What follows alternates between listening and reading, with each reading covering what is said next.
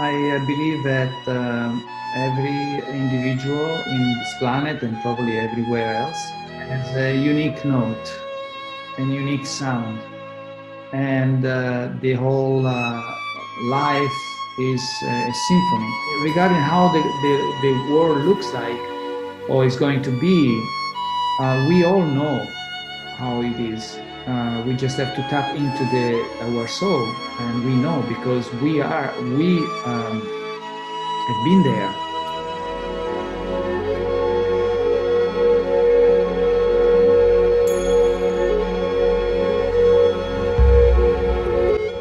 Hello, everyone, and welcome to my channel in this encounters with beautiful and inspiring people, ideas, and minds, and fragments of the truth, hoping that by bringing all these elements together, we get to have a bigger picture of who we really are and of who we can become, or of whom we were and we have forgotten. And please like and subscribe so that you too can become part of this process of getting closer and closer to the truth and to our true nature. Also, if you have something to say and want to share your message here, and even want to be clearer about what you want to say to the world, please contact me and let's talk. And this is the second part of the interview with Marco Missinato. Hi, Marco. So happy to have you back. Hello, thank you for having me again on your lovely show. Thank you. So if you don't mind, I'll just take a couple of minutes to share with you my experience listening to your audiobook, which we'll talk a bit later about, the journey of the soul. And mostly after the conversation that we had last time, I asked myself a few questions. First of all, do I know what my soul wants of me? Am I in touch with my soul? And following that, I actually included in my daily meditation practice of a few extra moments to intentionally go in touch with my soul, which was a very powerful experience. Maybe we'll talk about that later. But then I asked myself, and there was a bit of sadness in that, a little bit of pain, if you want. I asked myself, is it in my soul's intention to continue in this new world that is about to come or not? I mentioned that to you when we talked last time. As somehow the idea of having to live in a new world was not that tempting to me. And I'll explain why. Because you see, as long as we are in this physical body, I know for a fact that we can only thrive as long as we are following the universal law, the laws of nature, and seeing everything that is being communicated to us in the past couple of years, and even for a while now, I have a hard time imagining that all this will bring us to something good. Good in a sense of an environment that is thriving for the human being. But then the next thought was that, that I realized actually that maybe I do not have to change for the new world. Maybe the new world will match with who I am and who I've always been, or in all my searches for the truth. So do we have to fit into the new world, or the world will fit who we are? Well, that's a beautiful question. The so-called new world is not really new. It's our original natural state of being. What we call new world, it feels new because for a good 10,000 years we had a situation where they took us away from the distance. So it's now returning to our natural state of being. So there is no question that the so-called new world will fit the true essence of who you are. Certainly much more than the world that you have been experiencing in this lifetime, and who knows how many lifetimes past this one. So the new world is basically a return to the original blueprint, to the true original human experience, which is there is no words to explain the beauty that is inherent in this experience. Yeah, and it's quite a quantum leap for us And yes, right now we see, if we look at the world as it is right now, and we think it's impossible that we can go to such an amazing place considering what is happening in the planet, right? But what is happening in the planet, it shouldn't be a point of referral, because what is happening in the planet is addressing a dying world that is trying everything is possible to keep itself alive for a little bit longer, but it has definitely very little time left, and we should not even define ourselves based on what is happening outside the world, because it doesn't really reflect what is truly happening. What is truly happening, we have to see it within ourselves, inside ourselves. Then we will have a more holistic way to see the situation and the process. So we just need to observe what is happening outside in neutrality. And if we can reach that level of consciousness, even with appreciation, because it's like a body that is going through a cleanse. And so all these disintoxication symptoms come to surface to the point that it looks like the body is sick. And in reality, the body is just getting rid of what it doesn't belong anymore in order to go back to rejuvenation process, you know.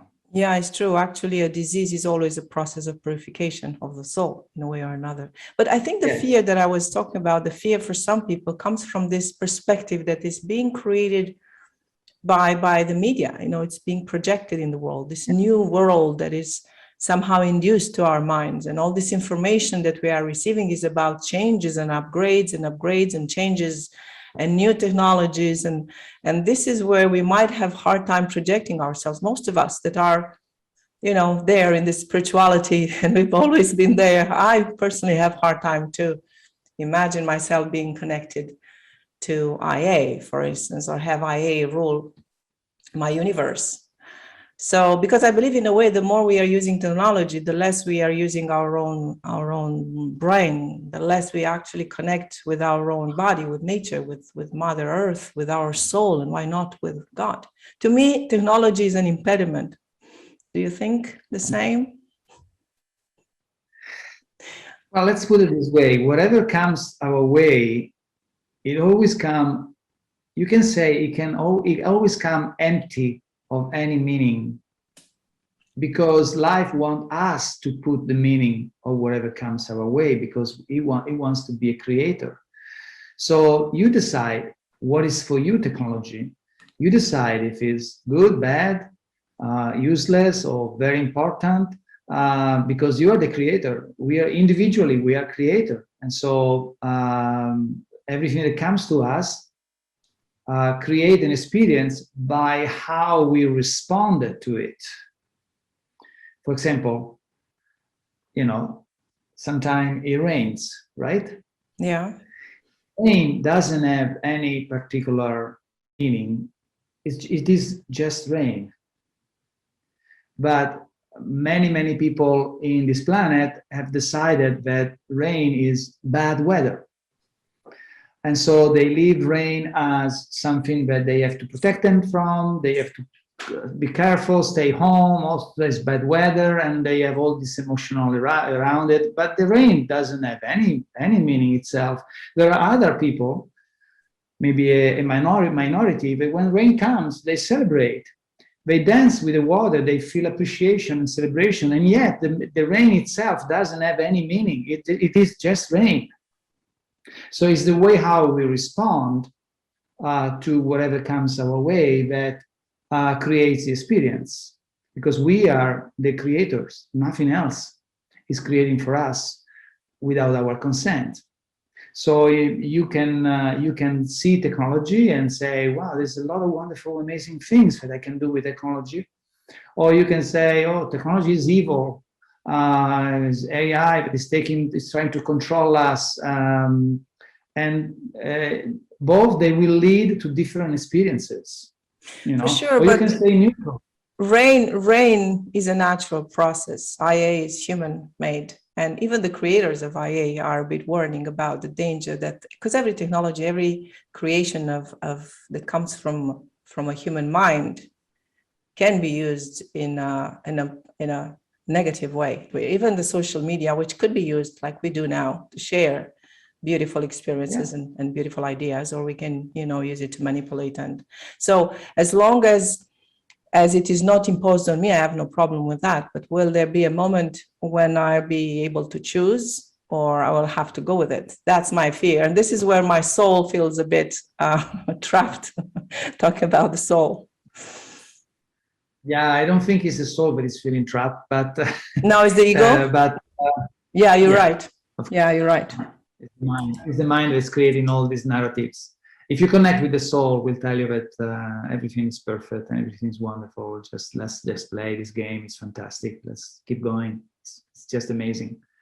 Yeah, that's why I wanted to ask you, because maybe, you see, this is what I create in my mind by looking out there. And maybe there's many people that do the same. So if we knew what the new world actually could be for us, and having a clear picture of what it could actually be, and focusing on it rather than merely opposing what is being proposed to us now, it could be a place to start. You know what I mean? So this is my question for you. How do you see the new world? Well, first of all, technology is just a bridge. It's just a permission slip. It's a module of that give us the permission to be more and more in touch with the true technology, which is in our heart. It's just, it can be seen just as that. And so it's not bad or good. It's whatever you want to do with it. Right now, we are using technology beautifully by having this conversation. Yes. Otherwise, it wouldn't be possible. So well, we would meet, Marco, we would meet and we would record the old way. We would still find a way. We'd do this telepathically, transmit it telepathically. Sure. Again, the work is to remove the judgment. Okay. It's to remove the judgment, remove the emotional response. Mm-hmm. Because for as long as we see with judgmental eyes what is happening in front of us, we keep being caught up into the game, and we keep being food for the game. The moment where we start to embrace it all, and we start to love and appreciate all the aspect of the game, not only the good ones, but also the other one, all the colors of the game, that's when the game will transform itself into the perfect bridge to go to the new world that is awaiting us for us. Regarding how the world looks like or is going to be, we all know how it is. We just have to tap into our soul, and we know, because we have been there. We know what truly humans being. It's just we've forgotten, because thanks to a good level of forgetfulness, we were able to navigate through the lower frequencies in order to have some quite amazing experiences and learn a lot about what it means to be in those very intense separative situation, so that we can learn from that, and then we can help a lot of other situation in the future. Also, you mentioned nature. Also, nature is being manipulated. The nature that we know is not the real original nature. The real original nature doesn't have a predatory aspect. In the true nature, nobody feed at the cost of other lives. Okay, so even nature, nature right now is already a fifth-dimensional experience, but we don't see it because we are projecting into the idea of nature our fear, our past, our attachment to the old world, and so we keep creating an hologram of the nature that is hostile, is aggressive, is danger. But actually, if you really look what is happening, I mean, look at the animal, how much more loving they're becoming, how much more intensely connected and intelligent they are becoming. I see sometimes on Facebook also videos of dogs and cats and birds that do things that I've never seen before. It's true. Right? So that's a sign that we are getting closer to the real nature. The real nature is a nature that doesn't have any contraction. It doesn't kill.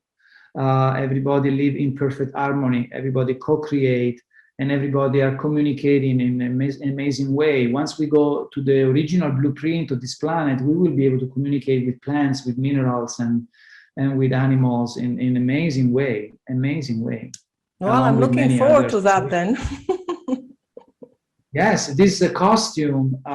It's an incredibly advanced piece of technology. Talking about technology, okay, it's an antenna that has the ability to send and receive messages all the way up to the fountain of life itself, out to source itself.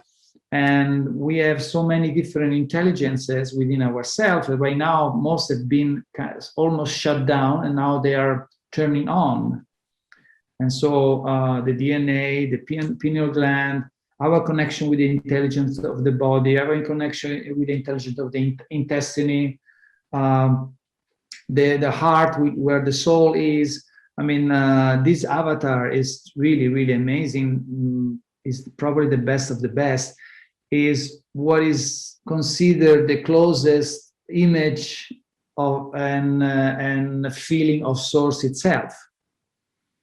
Okay, so once we are back to the full original blueprint of having a human experience, which, by the way, now in these 10,000 years is also being upgraded. So we are stepping into something that is even more beautiful, more amazing than the one we just left in the cycle before this one, because in every cycle there is an upgrade. Okay, for example, the human experience was designed since the last cycle to be able for the soul to navigate in the physicality up to the 9 dimension. Now we can maintain our physicality and experience the human journey up to the 12th dimension, something that never happened before. That means that if we choose so, we can raise our frequency up to the 12th dimension and still have a physical experience, which is something that I don't think occurred ever before. I see. Can I ask you a question now? What do you mean by these dimensions? Because maybe people listening, they don't know, and I personally don't know. What's the 9th dimension? What's the 12th? For instance. There are different levels of appreciation. Levels of appreciation? Yes. Wow. There are different levels of appreciation for life. That's the simplest way to put it. I'm sure there is much more scientific, more intense way to put it. Yeah. But that's how I love it. The more you appreciate life, the more you raise your vibration, because it's all about vibrations. We are frequencies, we are vibration, we are sound. So appreciation is the purest level of love, in a way, you can say, because when you appreciate, it's the moment where you are really embracing, really say yes to life in the most precious and divine way. A difference between a person that is temporarily walking in the low frequencies and someone that is walking in higher frequencies is just a different appreciation for life. You know, but they are real frequencies, frequency levels. Is that it? Yes. There are measurable frequencies.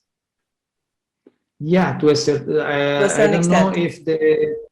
I don't know if the scientists on this planet have the ability to do that. Probably some do. I'm not sure. Yeah. But yes, of course, you can, you probably can measure, but it really doesn't matter. Who cares about numbers? You just want to feel life more No, for sure, for than sure. But for people have, listening, you know. to be able to give them some reference points. And how do you Yeah. know that, Marco? How do you know this? You seem to know what you're talking about. How do you know?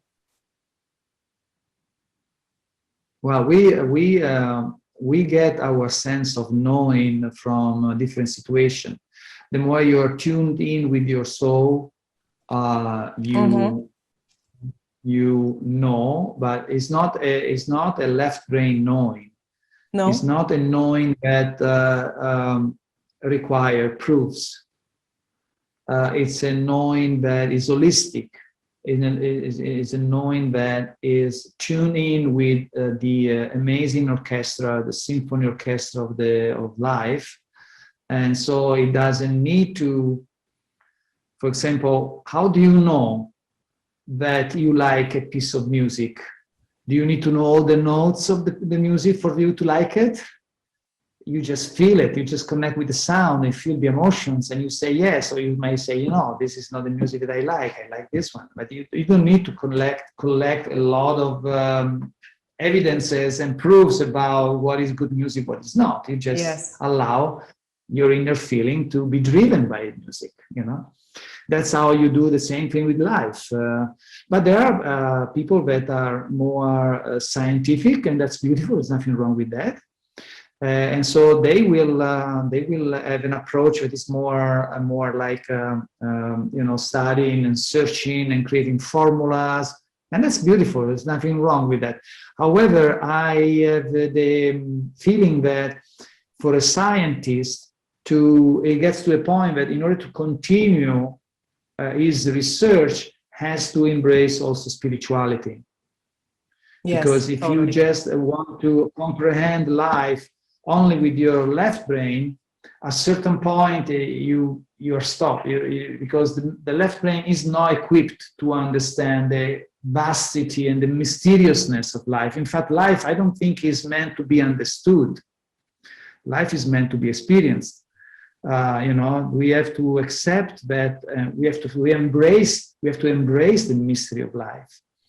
And that's when we can really go to a knowing that is far, far beyond any scientific formula, you know. And if you notice, every scientific formula, after a while, it gets outdated. Notice that? Yes. Science constantly Updates. update. Oh, you can say update. Yes. So the true in the previous century now is this truth, and then now is this truth. So they're constantly, they never get to it. Yeah, You yeah. know, so they're in constant, you can say, evolution, but also in a way you can sense that they're in contradiction, because when they say that this is how it is, they really think this, we got it. And then after a while, they realize they didn't get it. They didn't get it. Actually, it was quite far from the truth. Now we got it. You know, and they keep going in this fashion, right? Yeah, it goes on and on. Yes, yeah, it goes on and on. Either is, if you are a medical doctor, you're a physician, or an engineer, there's always more. While when you tune in with your heart, with your soul, then the quality of your knowing is more holistic. You are connecting with the intelligence of source itself. And so back to your original question, how do you know? Well, I have an internal knowing, like you do, like everybody have. Then I have a uniqueness that makes me elaborate the knowing in a very unique way, so that I can have a very unique experience. And then from that uniqueness, I can share something that can support other to see things from a different point of view. Yeah. You know, and that's fun to do. And then I have, of course, once your predisposition is connected, you are connected with your internal knowing, then the synchronicity and the resonance and dissonance of your navigating your journey does create further knowing. So you enter a bookstore and there are millions of books, and you get that one exactly what you, that is the continuation of your inner knowing, a confirmation or an expanding. So Yes. that is the knowing, how it comes. Or you met someone that tell you something, or, you know, so the knowing is coming in many, many ways. Also, we connect with the body, with the intelligence of the knowing of the body. We connect with the knowing of the belly. We connect with the knowing of the soul. We connect with the knowing of the pineal gland and the brain, so that we have a lot of intelligence where we can get a lot of things to know. Yes, because you mentioned different types of intelligences. This is what you meant: the intelligence of the pineal gland, the intelligence of the body, the intelligence of the intuition, right? Are there any others? DNA, the DNA. The DNA, oh yeah, the of DNA, course. when is active, is each one is how do you say, filament or channel or whatever of the DNA. Yes. Is a powerful antenna that connect us with a specific extraterrestrial race, which is part of our families. And so we have basically more or less 12 different antennas from which we gather, we give and receive information with extraterrestrial, and extraterrestrial is a kind of funny word for me, but with other families, other expression of life. Yes. So just through the DNA, we can gather so much incredible information and wisdom and knowing, for sure. No, for sure. Now, listening to you, I'm thinking of my first love, which is Ayurveda, because I've learned a lot through Ayurveda and the Vedic knowledge and science. And it's a science. It's called the science of life. This is what it actually means. And it talks about the different functions and levels of the mind. And the superior aspect, if you want, or the intelligence, is called buddhi. And it has two aspects: the intellectual aspect, which is the scientific research where you take something to dissecate and to cut it in small pieces to understand and analyze. That's more superior part is the direct knowing, when you directly know. And so it's part of the human design, it's part of the human functions to have this ability to know. So it only confirms. And this is how actually the information, although the science was being brought into this reality, according to the stories, through the sages who were meditating, and through direct knowing, they were actually bringing down this information. So that's why when we talk about Ayurveda, we say it's not a man-made science. It's a science that has been seen, that has been heard, that has been known and given. So it's the universal knowledge. Yeah. So it's beautiful indeed. And I'm happy to see that we can actually reach the same point and the same understandings through music, or maybe it's just through the soul directly. Actually, the science Ayurveda is not to teach somebody anything. It's just to remind everybody what they are, and to remember, make us remember that we have abilities. Yes. The more we balance our female and male energy, the more we allow information, deeper information to get in. Yes. You know. So the question I had for you, since we're on the subject, is about judgment, because I like the way you're using metaphors and examples. This is how people can relate to some of the topics that we discuss about, and can actually see how they can do it. Can you give us an example on how do I appreciate or look at something without judgment? Give me an example when you look at something without judgment, something that apparently is bad or could be seen as bad or painful. When you are in reaction, when you are reactive, so you are reacting to what you see with an emotion, you are, you can say you are judging. Yes. The judgment, there's a difference between discernment and judgment. Judgment is filled with opinions, labels, and emotions, lower emotions. Discernment the soul uses discernment, and so it chooses something rather than other. But it's not that the other is bad or or I don't like it. It's just it loves it all, but it just feels that this is what I want to experience right now. This I don't need to experience, but it loves it all. Why somebody that's judgmental basically says that is bad and this is good, or this is nice, this is beautiful, and this is ugly, or this is light and this is darkness. Is a continue feeding the dualistic experience where the light need its opposite to justify his existence.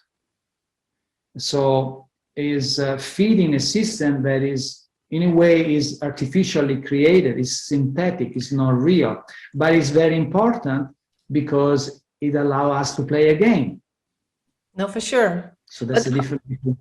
How do we do? Is this discernment something we develop or it grows in time? Or let's take a very concrete example. Let's take somebody who's looking at the world right now with all these things which aren't pleasant. Let's put it that way. And the emotional response is fear. What can that person do to shift from this judgmental perception and go at the soul level and have this discernment and this perspective? It's meditation alone, or is there something you can do on the spot? Just tell yourself, okay, I want to see it for what it is. This is what I do. That's why I'm asking this question. Maybe you have other tricks, but that's what I do. I ask myself, what is true and real about this? And I just sit with it for a moment. I say, okay, I recognize that this is fear, but what is actually happening? And I'm asking to connect. Now, since last time, of course, I'm asking to connect to my soul. And then I say, okay, what if I were connected to my soul, how would I see it? And then I just drop the question and let it be. And then sooner or later, I have a glimpse, or I have just a boost in the mood. It's like, oh yeah, finally, it's like, after all, I mean, I'm free. I'm still here. I'm in my house. I'm doing my things. What am I worrying about? I mean, I'm not directly involved in anything that is bad. If I ever do, I'll deal with it then. So it's a sort of a wisdom that comes forth, but maybe you have other tricks. This is what I'm experiencing since we talked last time. Yeah, there is many ways to see this. First of all, who is having fear? Well, I know it's the ego. Yes, good question. So I know theoretically, I know the answer. Right. So the ego is telling me a story. Yes. And usually it picks up stuff that from our memories, from my memories, mostly of stories of things that went wrong in the past or hurt me, and then it picks up from there and start to create amazing stories and narratives. So what we are seeing right now is the shadows of us as a collective that is coming to surface, so that we can look at it and then make a discernment. You know, do we still want to play this game, or we want to play another game? But in order to make a decision that is conscious, we need to bring everything on the table. And so, as you can see, layers and layers, and deception and lies and all kind of manipulation are all coming. And now it's not stoppable.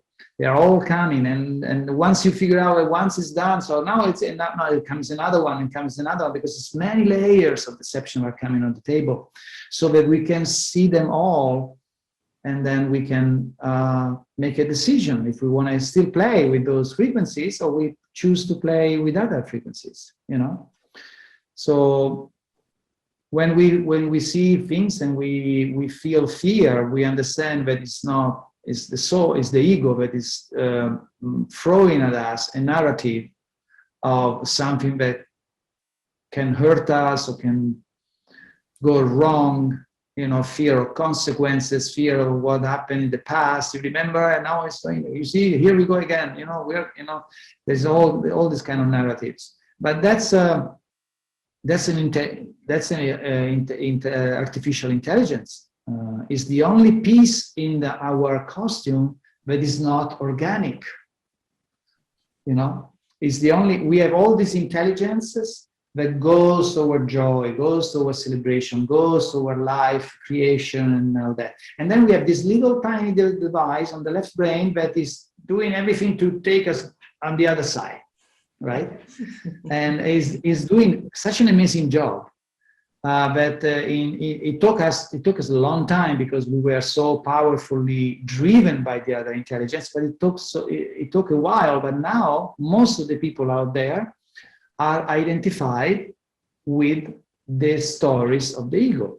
So when we have fear, it's a synthetic fear, doesn't have any substance, any whatsoever. Yes, it's just a fantasy. It's the movie. And of course, if we keep feeding it, it creates experiences, of course, you know.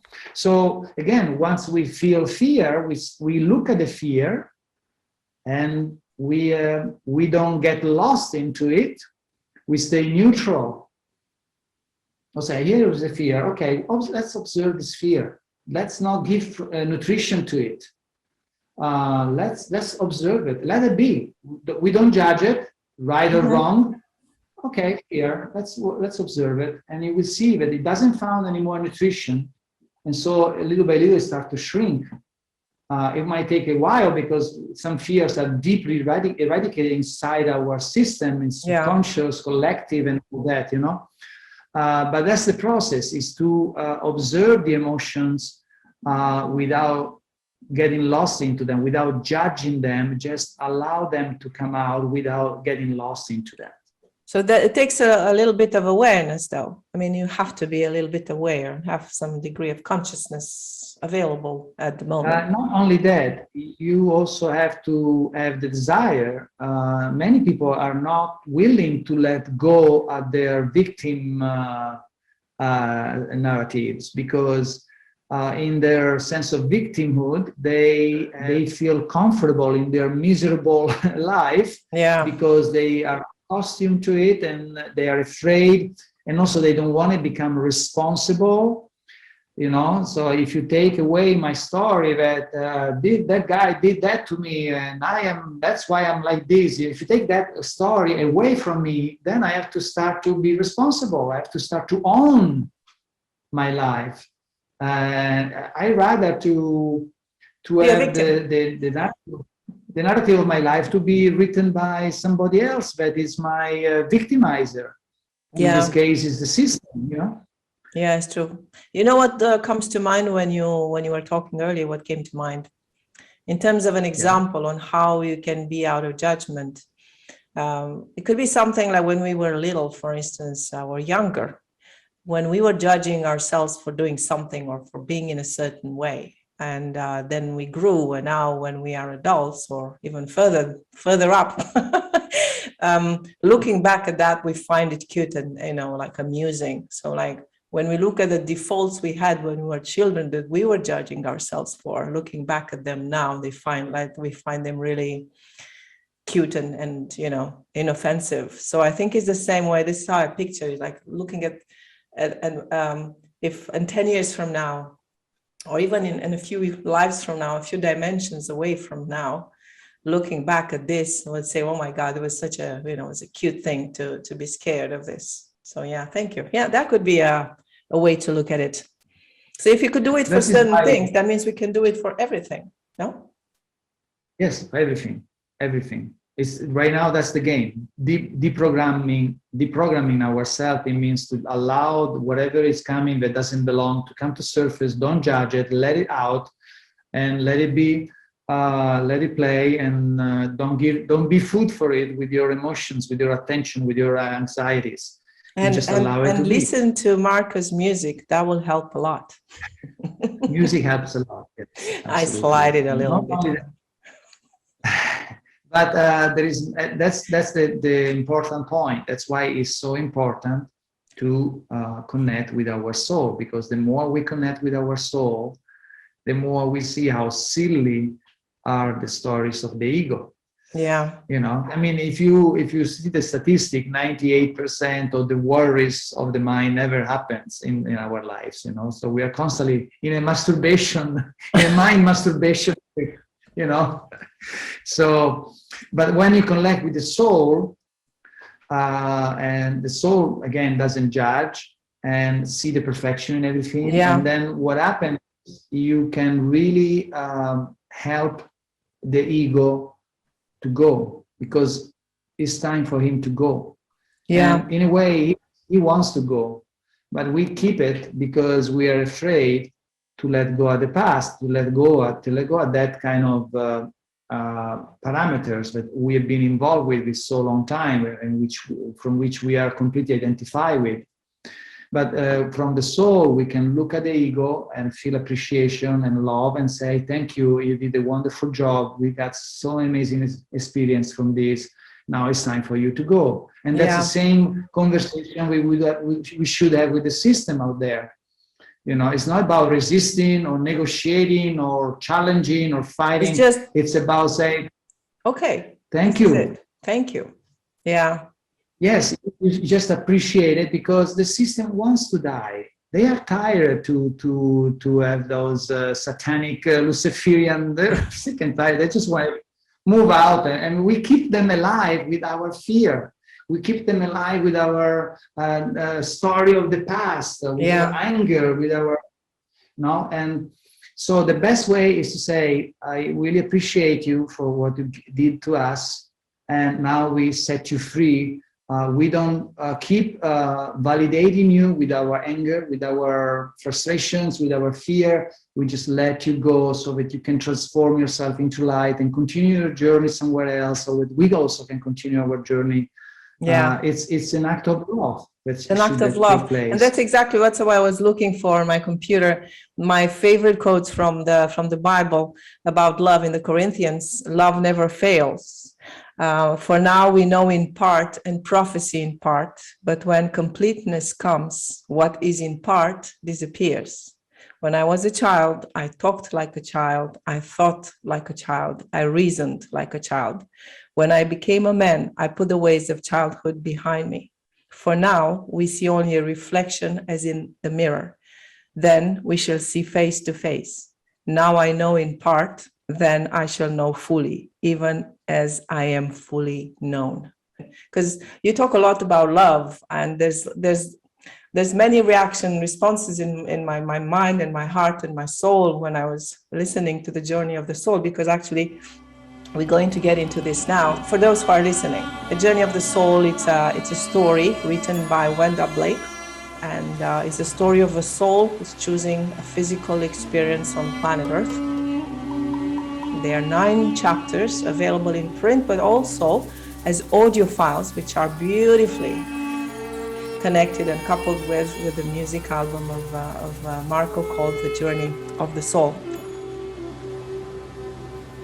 You are calling Earth the most complex and challenging playground for the soul, because it includes, you know, the like we talked about, polarity, duality, fragmentation, separation, diversity, and I'll quote, "upside down, reverted holographic realities of the inverted matrix."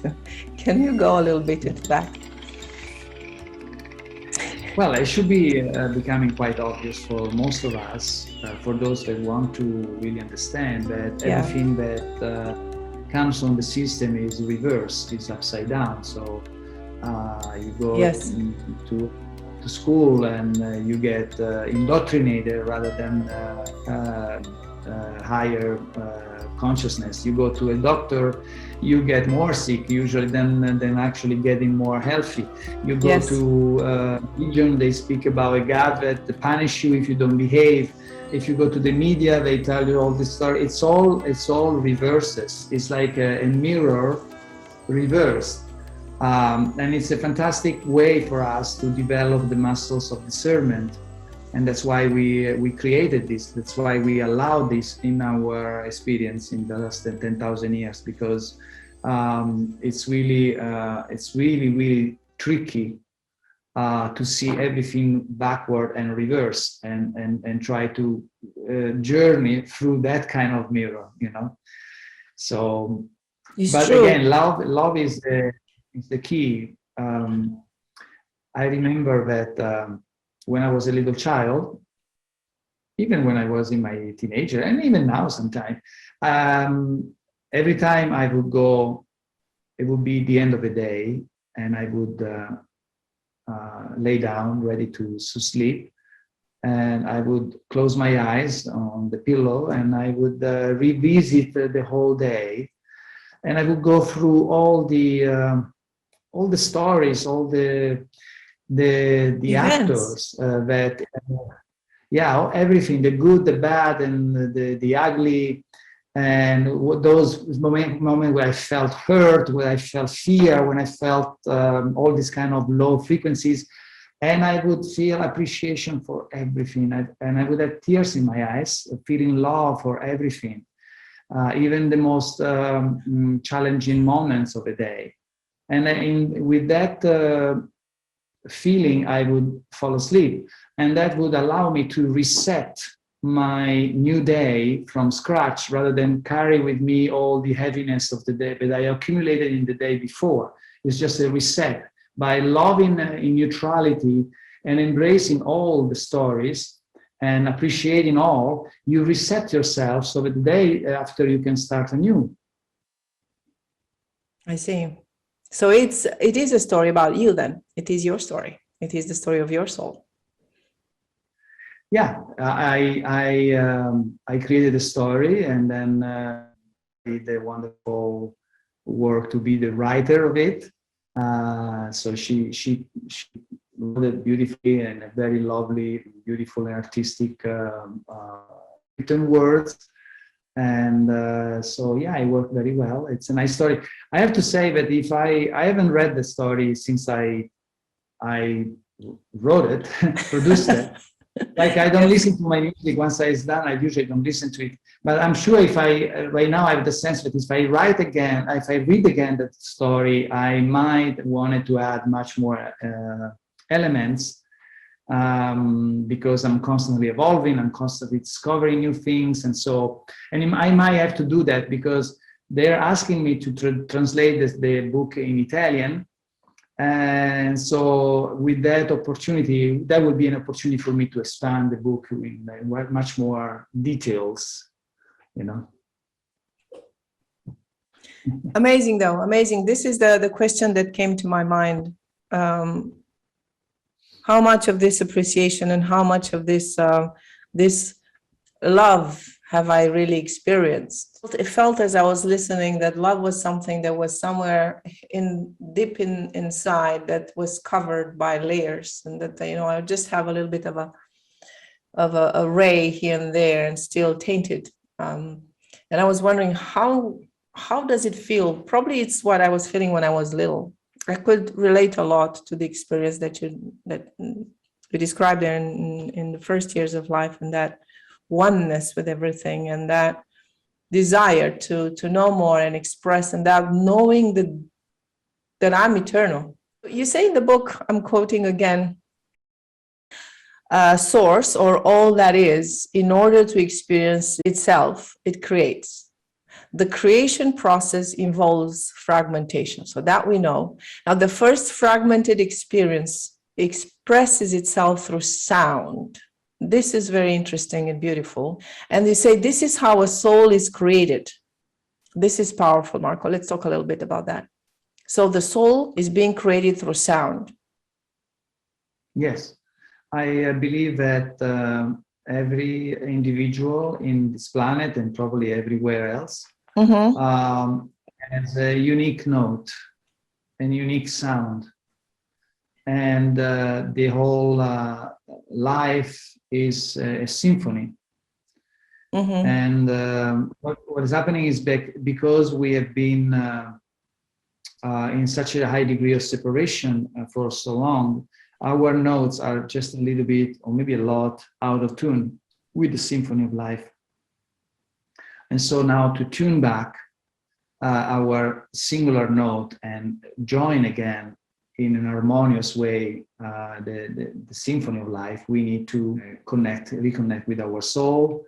And music has the ability to help you to tune back yourself, sound and music, because we are sound. And so it's like if you play a note on the piano, the vibration of that note will engage other notes. Mm-hmm. Okay, that's how sounds work, and that's why I think the future of the medical institution is music, is sound. Doctors in the near future will be basically sounds musicians or frequencies doctor, you know. Do you know that they have done an experiment here in France, somewhere in the Champagne area? Yeah. Where they experimented with classical music at the ends of the vineyards in order to stop little predators, you know, the little insects that attack the wine, and it worked. They treated the vineyards with classical music. They just put speakers at the end of each row. Not each, but like every 2-3 rows for a small parcel to see and to evaluate, to do a sort of a scientific experiment, and it worked. Oh yeah, absolutely. They already know how to do it. There's a lot of things that they know, but for now it's not the right time. We're getting there when we will have all access to this knowledge that has been repressed for so long. So are you involved in this type of projects, Mark? I'm curious, because actually all this music, and especially as you describe in this short story, it comes from your heart, it comes from your soul. It must be so cool. I have a hard time imagining that. I'd love to be able to pour music into the world. Yes, it's are you considering of, using it for certain purposes, like to become really more how do you say, precise with how you're using music to heal or to help people awaken to their soul's vibration? Yeah, I'm already doing that. The purpose of the music that I host or create, besides my personal own process of awakening, is to, at this moment, is to bring emotions to the surface so that can be liberated, all these stuck emotions. And so that's part of the job until now. And it might be soon a different work, because eventually we will reach a state of consciousness where our emotions will be balanced. And so will not be anymore our driver factor, but they will be just a way to enhance our experience in the physicality. At that point, then probably I will start to get into sound and music from different point of view.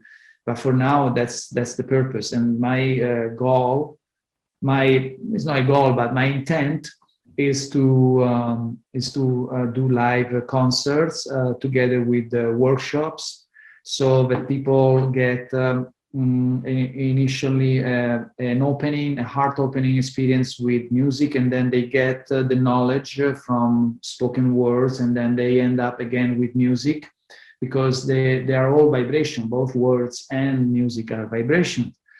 And if the intent of the creator of music and the intent of the person that speaks the words are pure, yes, then the experience can be very, very transformational. So how are you received with this type of ideas in the classical music environment? I mean, is there place for that? Is there opening to that? Well, what we call classical is just a time frame or period of time where music was created. Yes. And like any other time, there are musicians that had the pure intent, others had the more ego. So it's not just because something is classical is good, depend what was the intent of the composer. It doesn't matter what time frame it is, It's just, but we have labels, and then in the labels we attach stories. And so there is a mysticization of classical. Not all classical music is good, in my opinion. Not all. Well, I trust you. You're the musician here. I know what I like because I know how it vibrates me. I like music that vibrates in my heart and my Yes, soul. I like music definitely. that transports me and surrounds me and takes me places. And, you know, like at the end of that symphony or that piece of music, I am elsewhere. Yeah, there is beautiful classical music, there's beautiful contemporary music, and so the opposite. And it all depends on how you resonate. Some people resonate with certain kind of music, some people resonate with some other. Eventually we will drop all these labels. Yes. And we will not compartmentalize music. Oh, this is jazz, this is rock, this is heavy metal, this is classical. You know, eventually we'll let go of all this commercialization of music, and it will be just music, and everybody will embrace whatever and appreciate whatever music they are drawn to. You know. For sure, it's still classical music inspires me more than rap, for instance. Okay, great, yeah. So what is your latest project? Like, what are you working at right now? Right now I'm finishing this blog, La Via dell'Anima.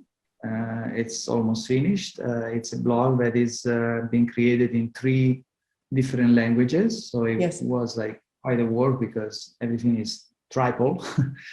And it's a blog that it's a summarization of my feeling, my creativity, my daily discovery. I put everything, I merge everything into music, into photography, into words and videos, and then I share it. Like everything else I do it first for myself, because it helps me to become more conscious, to remember more and more who I am, and also I do it because it's fun, you know.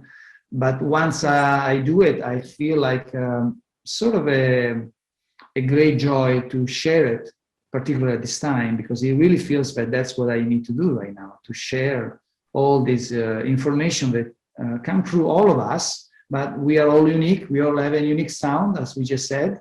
And so everybody has the ability to package, to create a cocktail of their knowing, of their experience in a very specific way. And so you do it with your uniqueness, I do it with mine, and somebody else do it with us, somebody else, something else. And that's why the system has been attempting successfully often to remove the idea of uniqueness from ourselves, and they all want to be, the same. Yes, the same. So if you're a doctor after university, you're a doctor like other doctors. They're all the same. They all even dress like the same. Lawyers do the same. The science is the same. It's all very, Oh, it's awful and it's boring. And it's unnatural. Yes, and as soon as you do something different, the whatever industry bans you or take your credit away, whatever, you know. You have to follow their narrative. You have to play the game as they want it, right? So that shows you how much they fear our uniqueness, how much they fear our imagination, how much they fear our joy, because once you are in that level of appreciation, the game is over for the system. For sure. For sure. So to answer your question, I'm just doing what I feel I have to do right now, not out of sacrifice, not because I want to help someone, just because it's the product of my joy. And then within the product of my joy, there is also the joy of sharing with no expectation. Just put it there and see if someone might resonate with that. Absolutely. And that's wonderful. And I'm grateful for that. One last word, because we're going to end here, and right after this, I'm going to add some fragments, with your permission, from the Journey of the Soul, either music or music with text, so people can get a glimpse of what it is about. But one last word about love, Marco, please. I think to me it seems so important, but it's been so wrongly used, so wrongly understood that it became a sort of just a second-hand word. What is love? Well, love is everything that exists. Everything is love. We are made of love, and there is nothing else than love. However, again, in order to have an experience, we, as source, we create an illusionary separation, which means that basically less love. The more separated, the less the illusion of being in an environment that is less loving, is more contractive, is more dark, is more, but that's an illusion. It's not real. It's just a game that we play in order to have fun with the world of form, because to be completely immersed in light, in love, it's not particularly stimulating, because there is no experience. If you are in the zero field, your oneness completely, you cannot have any experience, because you are everything. And if you are everything, you cannot have experience. So you need to create an illusionary lack of love, or what we can call lower frequencies, or we can call separation, fragmentation, in order to just play. But it is a game. It's like when you watch a movie and you see the actors that do sometimes also, they interpret roles that are horrible, and that one killed that one and this one did. But we are having fun watching a movie. It's just a movie, and at the end of the movie, we all clap the actors, whether they've been the bad guy or the good guy. We all hug each other and say, "Wow, that was fun! What a beautiful experience!" Yeah, that's how it is. But it is all love at the end, and that's so where it's like the going light back. of the projector, right? It's the light that comes through the projector. Yes. And is projecting on the screen. And this is the magic of music, probably that can do better than anything I know of in this planet. Music has the ability to dissipate instantly any illusion of separation when it's conceived from an artist that has been used his pure heart. And it's very simple. You don't have to play any complex, elaborate music. You can just play a couple of notes, and people immediately remember that it's all love. And that's the magic of music.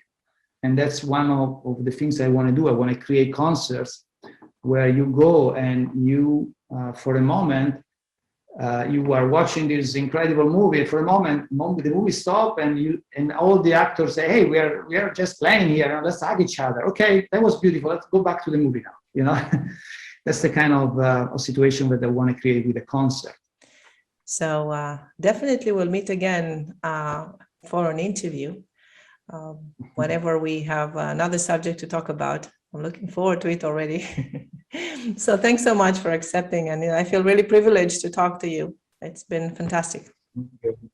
Thank you. It's been an honor for me to be with you and all your beautiful listeners. And I thank you all for watching. Thank you all for liking and subscribing. And of course, if you have something to say, you want to have a conversation here with me and spread your message, contact me and let's talk. And now please don't go. Now we're going to listen to some of Marco's exceptional music, and I'll see you all very soon.